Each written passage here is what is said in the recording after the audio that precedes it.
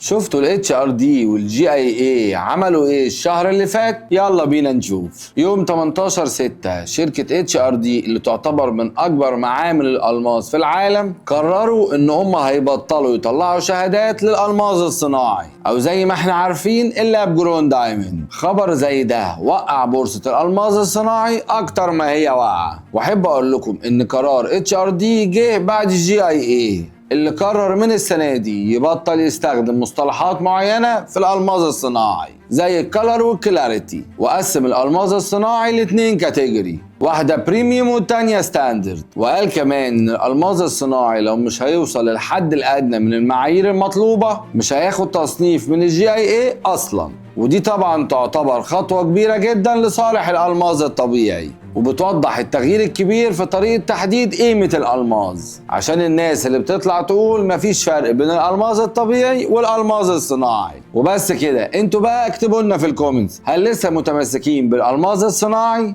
كان معاكم دكتور ياسر الطويل، وده الجواهرجي. سلام.